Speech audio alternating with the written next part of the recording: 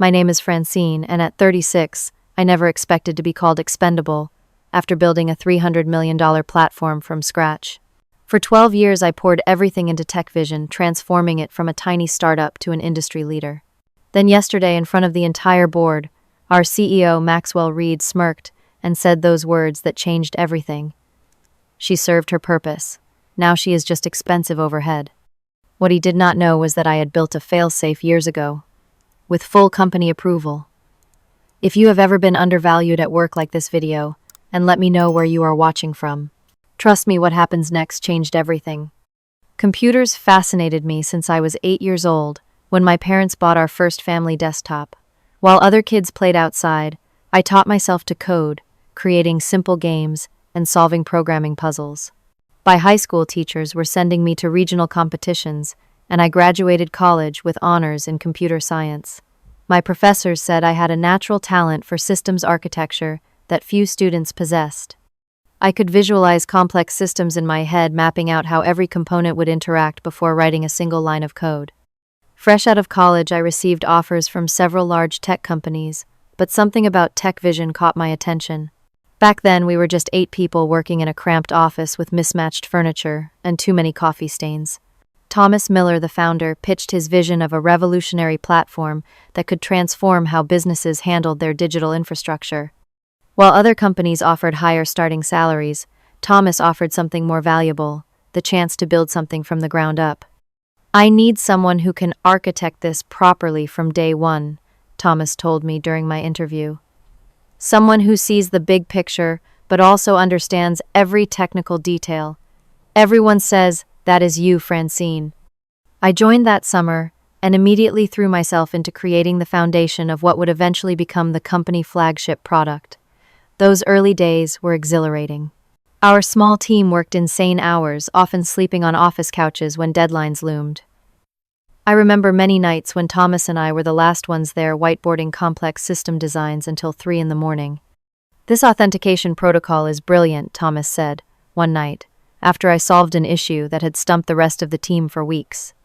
"This alone could save our clients millions in potential security breaches." My dedication went beyond normal working hours. I turned down 3 job offers from competitors, offering nearly double my salary. When Google tried to recruit me, Thomas took me to lunch. "Why did you stay?" he asked, genuinely curious. "Because this is my platform too," I replied. "I want to see it succeed.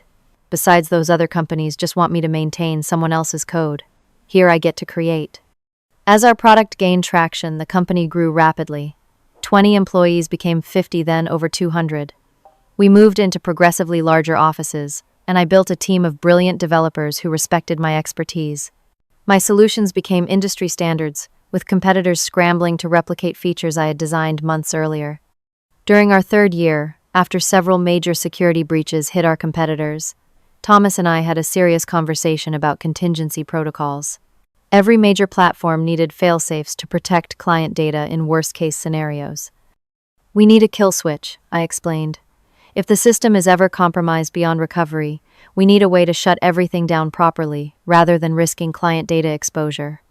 Thomas agreed immediately. "Make it happen, but ensure it is properly documented and approved by legal." I designed the contingency protocol with multiple layers of authentication and documentation. Our legal team reviewed everything, and the protocol was officially approved and recorded in company documentation. It required dual authentication from both the system architect and either the CEO or CTO to activate. As the original system architect, I would always need to be involved if the protocol was ever triggered. "This is standard industry practice," our lawyer Amanda Chen confirmed after reviewing the documentation. "Every responsible platform has similar protections." Thomas signed the approval himself, and the contingency protocol became an official part of our security infrastructure. Few people knew the full details, but everyone understood its purpose: protect our clients at all costs. The next 5 years brought tremendous growth. We secured major clients, expanded internationally, and eventually attracted attention from investors. After our Series C funding round valued the company at over $100 million, Thomas decided to accept an acquisition offer from a larger corporation. "They will provide the resources we need to go to the next level," he explained to the original team. I will stay on for the transition, but eventually will step back. I was disappointed but understood his decision. Thomas had built something amazing, and now he wanted to enjoy the rewards. None of us realized how dramatically things would change without his leadership. The transition after the acquisition started smoothly enough. Thomas remained CEO for the first 6 months, easing the corporate parent into understanding our technology and culture. But when he finally stepped down, everything began to shift. The parent company installed Maxwell Reed as our new CEO, a Harvard Business School graduate, with an impressive track record of cutting costs and maximizing profits. In his first company-wide meeting, Maxwell outlined aggressive growth targets that made many of us exchange worried glances. "We will double revenue within 18 months while reducing operational costs by 30%, he announced confidently. Inefficiencies will be eliminated. Every department must justify its expenses. The cultural shift was immediate and jarring. Where Thomas had prioritized innovation and quality, Maxwell focused exclusively on metrics and profit margins. Weekly innovation sessions were replaced with revenue reporting meetings. The relaxed, collaborative atmosphere that had defined our company transformed into something rigid and hierarchical. At first, I tried to adapt. I prepared detailed reports showing how my team contributed to company success, quantifying our value in the financial terms Maxwell seemed to respect. Despite my efforts, small slights began accumulating. I noticed being excluded from strategic meetings I had previously led. Calendar invites stopped appearing in my inbox, and when I inquired about them, I received vague explanations about streamlined communication channels. During one product development meeting, I presented a solution for improving system performance that could save clients significant processing time. 2 days later, Jason from the engineering department presented the exact same idea in a meeting with Maxwell, receiving enthusiastic praise. "Jason, this is exactly the kind of innovative thinking we need," Maxwell said, while Jason avoided eye contact with me. When the annual promotion cycle came around, I was passed over despite exceeding every performance metric. Instead, 2 younger male colleagues with significantly less experience were promoted to senior positions. One of them, Eric, had been at the company less than 2 years and had actually come to me for help on numerous occasions. "Sorry about the promotion thing," Eric said awkwardly after the announcements. "I thought for sure you would be next in line."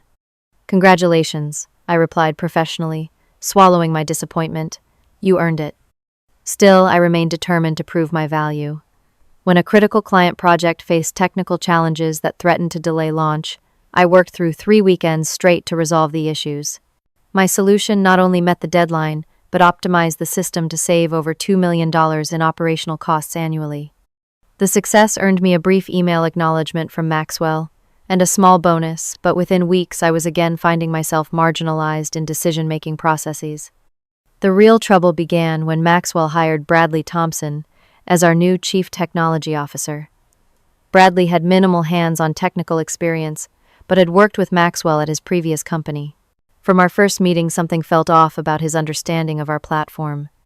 "So this whole authentication system," Bradley said, pointing vaguely at my architectural diagram, "we could probably outsource this to save some money, right?" "That is the core security infrastructure of the entire platform," I explained, concerned by his question. "It protects all client data and ensures regulatory compliance. It is not something we would want to outsource." Bradley smiled thinly. "Well, we should explore all options for efficiency." Over the following months, Bradley began systematically undermining my authority. Technical decisions that had always fallen under my purview were suddenly being made without my input. Bradley would schedule meetings with my team when I had conflicts on my calendar, then make pronouncements about project direction that contradicted our established architectural principles. One afternoon, I discovered through an accidental email thread that male colleagues with less experience and responsibility were earning 20 to 30% more than me. When I gathered my courage and scheduled a meeting with human resources to discuss the salary discrepancy, the conversation went nowhere. "Compensation is determined by many factors," the HR representative explained without making eye contact. "Years of experience is just one metric. We also consider leadership quality, future potential, and alignment with company objectives." "I built the core platform that generates 80% of company revenue," I pointed out. "How is that not aligned with company objectives?" The representative shuffled papers uncomfortably. "I can pass your concerns to management, but these decisions are final for this compensation cycle. I left the meeting feeling invisible. That night I started documenting everything meticulously. Meetings I was excluded from instances where my ideas were appropriated without credit and technical decisions made against my recommendations that later caused problems. I was not sure what I would do with this information, but instinct told me to keep records. Despite the growing hostility of the environment, I continued excelling at my job. Our platform was now valued at over $300 million with my architecture at its core. I still had several allies among the original team members who recognized my contributions, but their influence was waning as more of Maxwell and Bradley people filled key positions.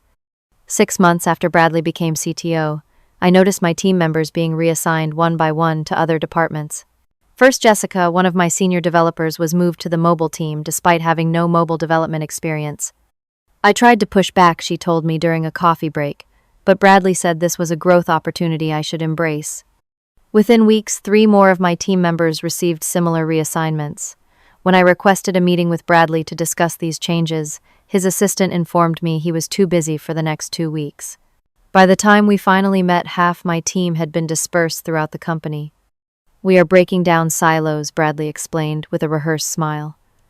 Cross-pollination of talent helps everyone grow. These reassignments are disrupting critical maintenance work on the core platform, I countered, and none of these developers were consulted about their preferences. Bradley leaned back in his chair. The decisions have been made, Francine. The organization is evolving. I suggest you evolve with it. As my team shrank, so did my project responsibilities. Maintenance tasks that had always fallen to my team were reassigned. New development initiatives happened without my input. I found myself increasingly isolated, sitting in an office where my phone rarely rang and my input was rarely sought. Rumors began circulating that I was difficult to work with and resistant to change. Former colleagues began avoiding me in the hallways or cutting conversations short when I approached. During company social events, I often found myself standing alone watching as executive leadership circulated among every group but mine. Then came the layoffs. A company-wide restructuring eliminated 30 positions, including many of the original team members who had built the platform with me.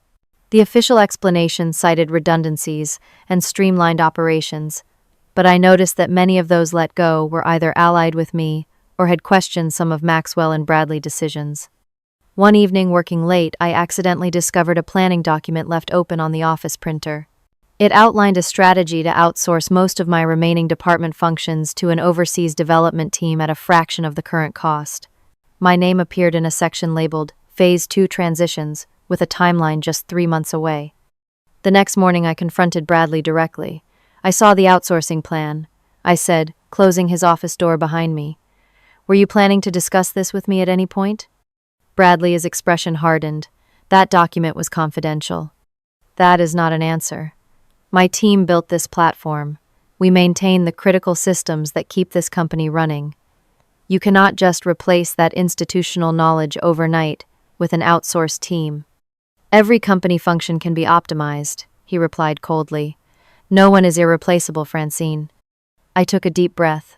I would like to speak with Maxwell about this. Maxwell approved the plan last month. This direction comes from the top. I scheduled a meeting with Human Resources again, this time armed with documentation of the targeted reassignments and the outsourcing plan. The HR representative listened politely, took notes, and promised to look into the situation. 2 weeks passed without any follow-up.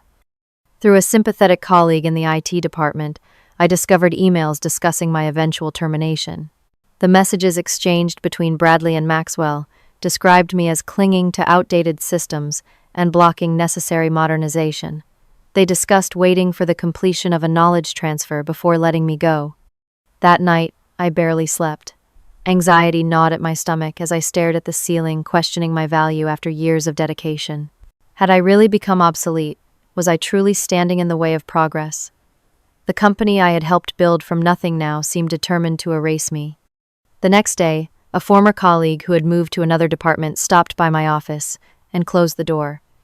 They are planning to push you out after the quarterly board meeting, he whispered. Bradley has been telling people you are resistant to new technology and holding the platform back. I thought you should know. I thanked him for the warning, maintaining my composure until he left. Then I sat at my desk, hands shaking slightly, as the full weight of the betrayal settled on me. For 12 years, I had given everything to this company. I had built its technical foundation, solved its most challenging problems, and turned down lucrative offers out of loyalty. Now I was being portrayed as an obstacle to be removed. That evening, I pulled up the documentation for the contingency protocol I had created years earlier. The kill switch had been designed as a last resort security measure approved by Thomas and our legal team. It would initiate a controlled shutdown of the platform in case of catastrophic security breach or other emergency scenarios. Once activated, it would systematically encrypt core system components, making the platform inoperable until proper authentication was provided to reverse the process. I verified that all the documentation was still intact in the legal archives.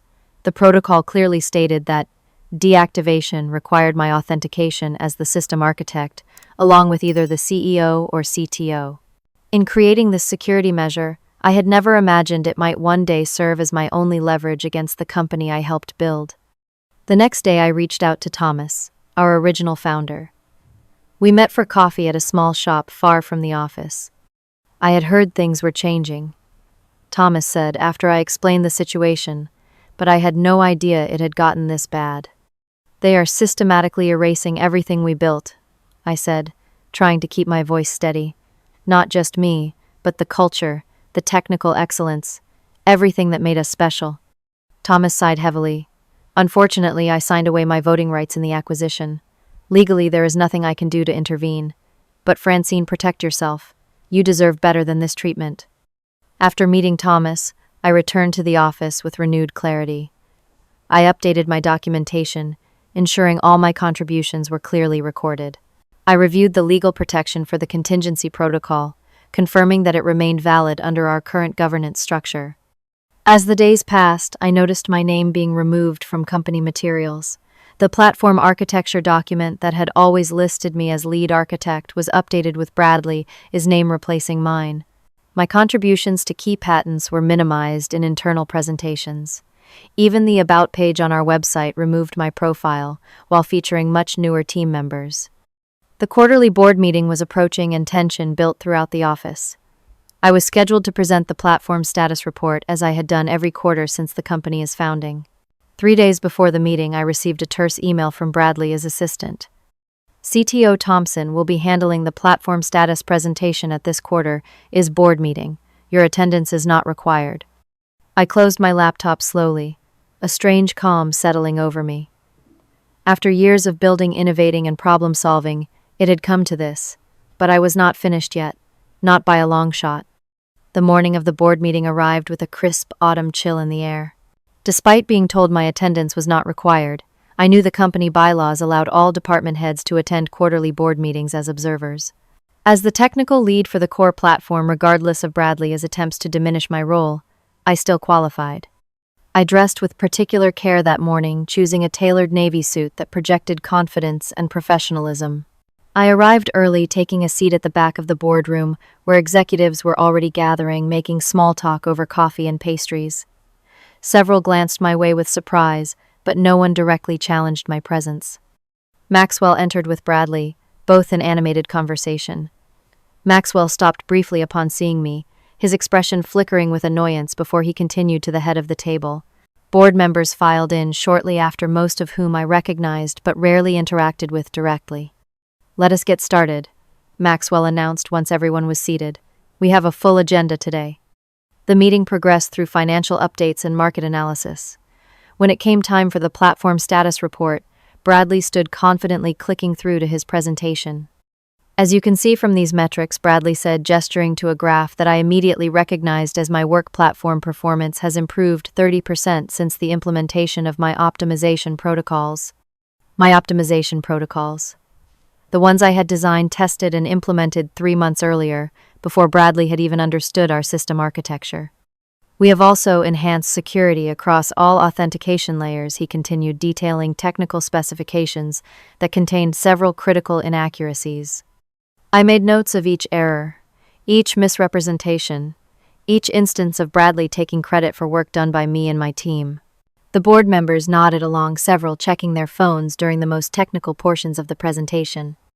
And finally, Bradley concluded with a self-satisfied smile, we have identified several legacy systems that are prime candidates for modernization, which should reduce operational costs by approximately 25% in the coming Taunod fiscal year. Those legacy systems were the core foundation of our entire platform, the carefully designed architecture that had made our product the industry leader. Questions, Maxwell asked, beaming with pride at Bradley. What about security implications of these changes? One board member asked casually. Minimal, Bradley replied confidently. The legacy systems are over-engineered with redundant security measures that cost us millions annually. I bit my tongue as he dismantled years of careful work with casual dismissal. Those redundant security measures had prevented numerous potential breaches and were a key selling point to our largest enterprise clients. As the discussion turned to budget allocations for the coming quarter, Maxwell gestured toward my section of the room. We can redirect significant resources from maintaining outdated systems, he said. Some of our most expensive personnel are attached to those legacy components. He looked directly at me, his expression smug. She served her purpose. Now she is just expensive overhead. Several board members chuckled while others continued scrolling through their phones.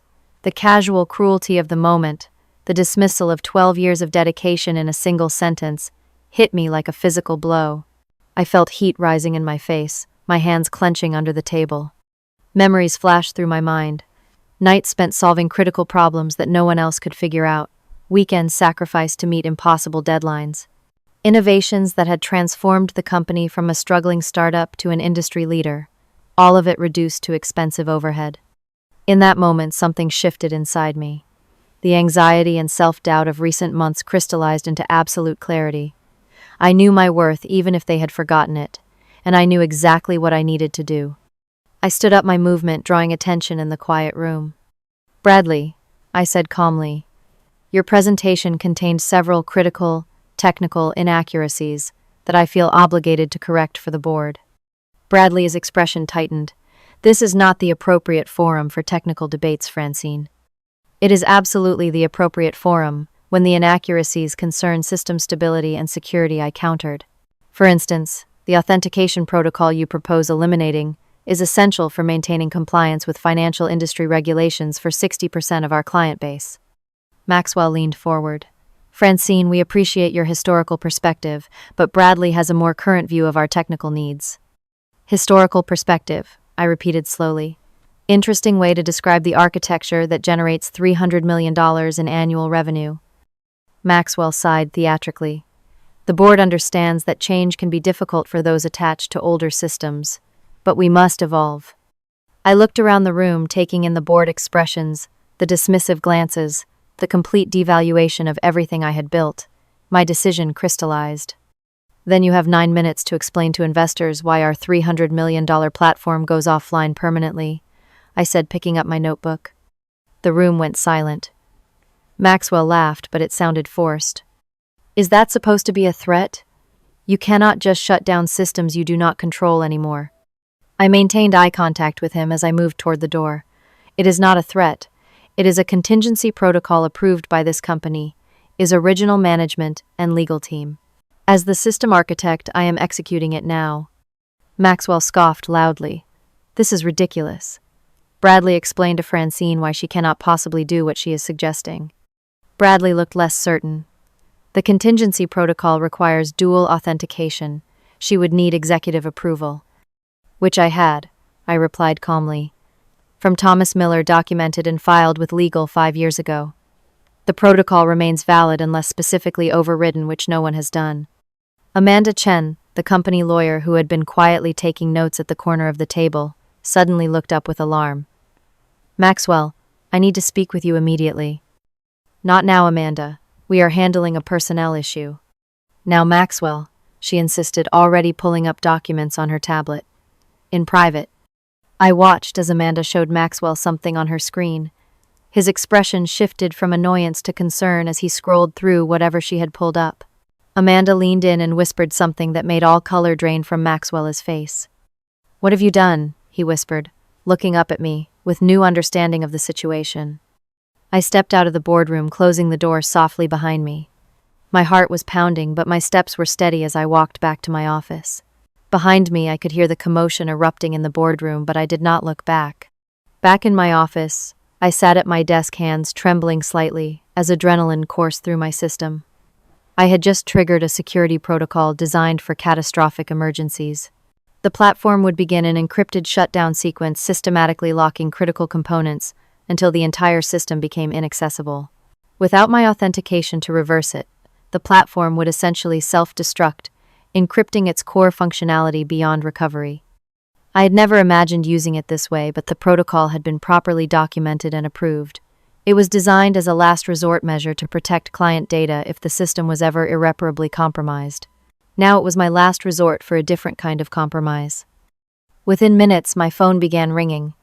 I ignored it, watching instead as emergency alerts began appearing on my computer screen. The technical team had discovered the protocol initiation. They would be scrambling to understand what was happening, only to realize they could not stop it without me. My office door burst open as Maxwell stormed in, followed by 2 security guards, Bradley and Amanda Chen, with her tablet in hand. "Shut it down," now Maxwell demanded, his face flushed with anger. "Please close the door," I replied calmly. "This is a private conversation." Maxwell nodded to the security guards, who stepped outside, closing the door behind them. "What you are doing is corporate sabotage," Maxwell said once we had privacy. "We will press charges." Amanda cleared her throat. "Actually, Maxwell, after reviewing the documentation, what Francine has activated is a legitimate security protocol that was properly filed and approved by previous leadership." "That is insane," Bradley interjected. "She cannot just hold the entire platform hostage." "The contingency protocol was designed to protect client data in emergency situations," I explained evenly. "It requires dual authentication from both the system architect and executive leadership to deactivate. I am simply following established security procedures." "This is not an emergency situation," Maxwell shouted. "I disagree," I replied. "When unqualified personnel attempt to dismantle core security features based on inaccurate technical understanding, that constitutes an emergency for our clients who trust us with their data." Amanda looked uncomfortable but continued her legal assessment. "The protocol documentation specifically grants the system architect discretion to determine what constitutes a security risk. Legally, she is within her rights, according to the approved procedure." Maxwell's phone buzzed continuously. He glanced at it, his expression growing more concerned. "The system is already showing disruptions. Clients are reporting issues."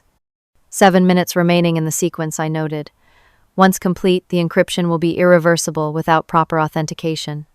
"What do you want?" Maxwell asked, his voice lower, now controlled. "I want what I have earned," I replied simply. "Full reinstatement as Chief Systems Architect, with appropriate title and compensation. Public acknowledgement of my contributions to the platform. A company-wide audit of gender pay disparities. Bradley removed from any technical decisions affecting my team, and a written agreement preventing future retaliation." "This is extortion," Bradley sputtered.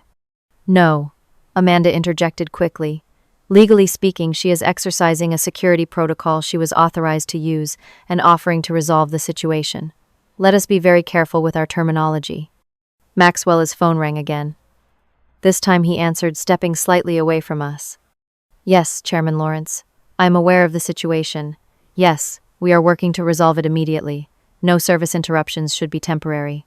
His face grew paler as he listened. "I understand the severity, sir." He ended the call and turned back to me. "The board chairman is receiving calls from major clients. Our stock is already down 8% on rumors of a major system failure."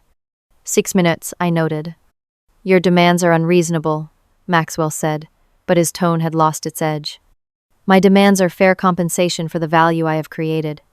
The platform you are about to lose generates $300 million annually. It exists because of my architecture, my code, my vision." Amanda looked at her tablet again. "The financial team is estimating potential losses exceeding $500 million when accounting for client contracts, recovery costs, and litigation if the system goes offline permanently." Maxwell paced the small office. "This is not how business decisions are made." "And yet here we are," I replied. 5 minutes remaining. Maxwell turned to Amanda. "What do you advise?" She lowered her voice. "Accept her terms immediately. The potential losses far outweigh the cost of her requests. And frankly, based on the documentation I have reviewed, she has a strong case for gender discrimination if she chose to pursue legal action instead of this route. Bradley started to protest, but Maxwell silenced him with a gesture. "Get the agreement drafted," he told Amanda. "Now." Amanda began typing rapidly on her tablet, while Maxwell made another call, presumably to the board chairman. I sat quietly watching the countdown on my screen. 4 minutes, I announced when there was a lull in their activities. Amanda turned her tablet toward me. "These are the terms as I understand them. Review quickly, and let me know if anything is missing." I read carefully, suggesting 2 minor clarifications that she added immediately. Meanwhile, Maxwell was frantically coordinating with the board for emergency approval of the agreement. "Chairman Lawrence has authorized the agreement," Maxwell finally said, his jaw tight. "The board will ratify it officially at an emergency session this afternoon." "I will need that in writing as well," I replied. Amanda nodded and added the stipulation to the agreement. She passed the tablet to Maxwell, who signed it with a sharp jab of his finger, then to me. I signed carefully, making sure to complete the signature before the final countdown. "Now stop the protocol," Bradley demanded. I turned to my computer, entering my authentication credentials and the specific sequence required to halt the contingency protocol.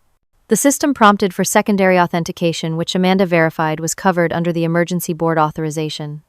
With 2 minutes remaining in the countdown, I entered the final command. The alerts on my screen stopped, replaced by a system message confirming the protocol had been successfully aborted. "The platform is secure," I announced, all systems returning to normal operation. The tension in the room deflated slightly, though Maxwell still looked as if he might explode from contained rage. Bradley appeared stunned, perhaps only now realizing how completely he had misjudged the situation. "The board expects a full briefing within the hour," Maxwell said tightly. "You will explain exactly what happened and assure them that it will never happen again." I would be happy to explain the contingency protocol and its importance to our security architecture, I agreed. "I assume my reinstatement takes effect immediately." Maxwell nodded stiffly before turning to leave. Bradley followed without meeting my eyes. Amanda lingered for a moment after they left. "That was either the bravest or most reckless thing I have ever witnessed," she said quietly. "Sometimes they are the same thing," I replied. She gave me a thoughtful look before following the others out. Once alone, I took a deep breath, the full weight of what I had done finally settling on me. I had taken an enormous risk, one that could have backfired spectacularly. But, after months of being systematically devalued and pushed aside, I had finally stood up for myself. My computer chimed with an email notification. It was a company-wide announcement of my appointment as Chief Systems Architect, effective immediately. The battle was not over, but the first victory was mine. The days following the board meeting were tense but transformative. As promised, a company-wide email went out, acknowledging my invaluable contributions to the core platform architecture and announcing my promotion to Chief Systems Architect, reporting directly to the CEO. Bradley was reassigned to strategic initiatives with no direct reports, effectively removing him from any technical decision-making. He avoided eye contact whenever we passed in the hallways, the humiliation of his technical inaccuracies now fully exposed. 3 days after the incident, I was called to present to the full board. Unlike the previous meeting this time, the board members put away their phones and gave me their complete attention, as I explained the contingency protocol, its purpose, and the technical inaccuracies in Bradley's previous presentation. "So this kill switch was actually designed as a security measure?" one board member asked. "Yes," I confirmed. "It is standard practice for high security systems." The protocol was fully documented and approved by previous management and legal. Its purpose is to protect client data in case of catastrophic breach or compromise. "And you determined our recent management decisions constituted such a compromise?" Another board member asked, her tone neutral, but her gaze intense. "When unqualified personnel without proper technical understanding begin dismantling core security features that protect client data, yes, that meets the definition outlined in the protocol documentation," I replied calmly. Several board members nodded thoughtfully. Chairman Lawrence, who had been silent until now, leaned forward. "Miss Miller made some concerning allegations about gender-based pay disparities during this incident," he said. "The board takes such matters seriously." We have authorized a third-party review of all compensation structures. I was surprised by this development but carefully kept my expression neutral. I appreciate the board taking these concerns seriously. After the meeting, several board members approached me individually. Some expressed newfound respect for my technical expertise, while others seemed to be taking my measure after seeing me in a new light. I had no idea the platform architecture was so complex, one admitted. Your explanation clarified many things for us. Others remained coldly professional, clearly resentful of being forced into the current situation. I understood their perspective, even if I did not agree with it. I had disrupted their comfortable worldview and forced accountability they had not anticipated. The following week, our public relations team was working overtime to manage the story that had begun circulating through industry channels. They crafted a narrative about a planned system maintenance exercise that had been misinterpreted by some clients as a potential outage. It was corporate spin at its finest, but it helped stabilize our stock price and calm nervous investors. With my new authority, I began rebuilding my team, bringing back several talented developers who had been reassigned or marginalized. Jessica was the first I approached. "Would you consider returning to the core platform team?" I asked during lunch. She smiled broadly. "After what you did in that board meeting?" "Absolutely. The whole company is talking about it, you know. You are a legend now." Word of what had happened spread quickly throughout the company, though the details varied widely depending on who was telling the story. Former colleagues who had distanced themselves now reached out with congratulations and support. Emails arrived from team members I had mentored over the years, expressing admiration for my stand. Not everyone was supportive, of course. Some colleagues viewed my actions as extreme, dangerous, or unprofessional. "You could have brought down the whole company," one senior manager told me bluntly in the break room. "Was proving your point really worth risking all our jobs?" "I did not risk the company," I corrected him. "I forced accountability for decisions that were already putting the company at risk.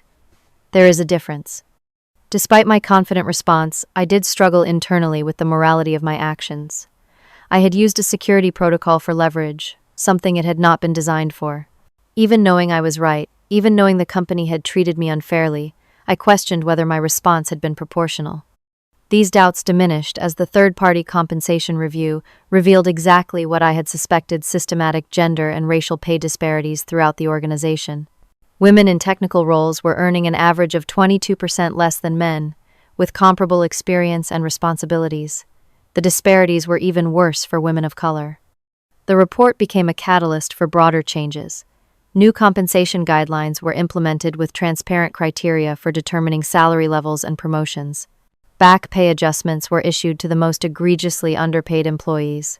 The changes were not perfect, but they were significant. Maxwell maintained a professionally cold relationship with me. Our interactions were limited to necessary business discussions conducted with rigid formality. I was fine with this arrangement. I did not need his friendship or approval, only his respect for my authority in technical matters. The company implemented new policies for major systems changes, requiring thorough technical review and documentation. These measures were described as enhanced security protocols, but everyone understood they were designed to prevent another situation like the one I had created. As word of the incident spread beyond our company, I began receiving messages from industry peers. Some expressed admiration, others curiosity about the technical details of the contingency protocol. Several competitors attempted to recruit me with substantial offers.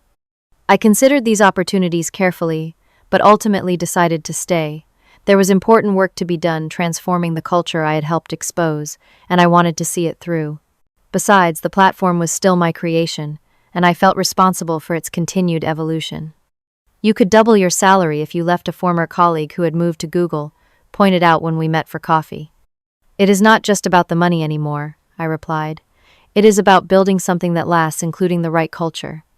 In the months that followed, I began mentoring younger women in technical roles, creating a support network that had not existed when I joined the company.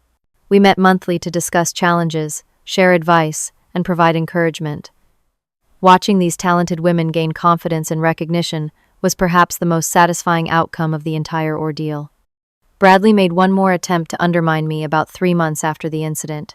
During an executive review, he suggested that the contingency protocol itself represented a security vulnerability that should be removed. Having a kill switch, even with dual authentication, creates unnecessary risk, he argued, avoiding direct eye contact with me. Before Maxwell could respond, Amanda Chen interjected. The contingency protocol has been reviewed by our security team and outside consultants. It follows industry best practices and actually enhances our security posture. Removing it would create greater risk and potentially violate client contracts that specify such protections. Bradley did not raise the issue again. With proper support and recognition, my team implemented the technical vision I had been advocating for years. System performance improved dramatically, security was enhanced, and client satisfaction scores reached record highs. The platform value increased to $500 million within that first year, vindicating my approach and the architecture I had created. 1 year after the boardroom confrontation that changed everything, I stood at the podium accepting an industry award for technical excellence. Our platform had been recognized for its innovative architecture and security features, the very elements that had been dismissed as legacy systems by those who did not understand their value. This award belongs to my entire team, I said during my acceptance speech, and to everyone who has ever fought to have their expertise recognized and valued. The journey over that year had transformed both the company and me. The platform now generated over $500 million annually, with my architectural vision properly credited in all company materials. The gender pay audit had resulted in significant adjustments, creating a more equitable environment for everyone. The emotional journey of healing from years of betrayal had been challenging. There were days when anger still flared when memories of dismissive comments or stolen credit resurfaced. But I had worked through these feelings without letting them consume me. Despite the progress, I remained acutely aware of the persistent challenges facing women in technology. Industry conferences still featured overwhelmingly male speakers. Technical debates still often involved men talking over women. Assumptions about expertise still skewed along gender lines. But our company had become a model for change. The support network I started for underrepresented employees had grown to include chapters in each of our office locations. We implemented blind resume screening to reduce bias in hiring and created standardized interview processes that focused on demonstrated skills rather than subjective culture fit. 6 months after the incident, Thomas invited me to lunch to catch up. I heard what happened, he said with a mixture of admiration and concern. You took an enormous risk. I did what was necessary, I replied. The company had lost its way. He nodded thoughtfully. I never should have left completely. I thought the foundation we built would sustain itself, but culture requires constant tending. It does, I agreed. But we are getting back on track now. As I reflected on the entire experience, certain philosophical truths became clear. Power respects power. Value must sometimes be forcefully asserted when others fail to recognize it. Systems only change when someone forces accountability. The data supported this philosophical shift. After implementing more equitable practices, our employee retention improved by 35%. Innovation metrics increased as more diverse voices contributed to product development. Even our financial performance strengthened, with the company showing 22% higher growth compared to industry averages. I never needed to use leverage again because I had earned genuine respect. The contingency protocol remained in place as an emergency security measure, but its existence as a potential lever of power was understood by everyone in leadership. My experiences inspired me to start a mentoring program for women in technology that extended beyond our company. Monthly workshops addressed both technical skills and workplace navigation strategies. Watching these women support each other and grow in confidence became one of my greatest satisfactions. The deepest lesson I learned through this journey was about recognizing your worth even when others fail to see it. For too long, I had sought validation externally, measuring my value through others' recognition. The painful process of being systematically devalued forced me to find that validation within myself. Equally important was the lesson about documentation and professional self-protection. In a perfect world, talent and contribution would be enough. In the real world, protecting yourself with clear records and understanding your leverage points is essential. I found peace not through revenge, but by standing firm in my truth. The goal had never been to punish those who undervalued me, but to correct the imbalance and create a more just environment for everyone. That distinction helped me avoid becoming bitter, despite the years of marginalization. What began as advocacy for myself naturally evolved into advocacy for others. When you experience injustice firsthand, you become more attuned to seeing it around you. Using my position to improve conditions for others gave deeper meaning to my personal struggle. True value, I discovered, lies not in titles or compensation, though those should reflect contribution. Real value comes from integrity, innovation, and the positive impact you create. External validation may fluctuate, but internal knowledge of your worth provides lasting strength. If you have ever felt undervalued in your workplace or had your contributions dismissed, I hope my story gives you courage. Standing up for yourself is not just about personal vindication, it is about creating healthier environments for everyone. Sometimes a single act of courage can transform an entire system. Have you ever had to take a stand to be recognized for your true value? I would love to hear your stories in the comments. Like this video if you found inspiration in my journey, subscribe for more real-life experiences, and share with anyone who might need to hear that their value is non-negotiable. Thank you for listening to my story, and remember, your worth is not determined by those who fail to see it.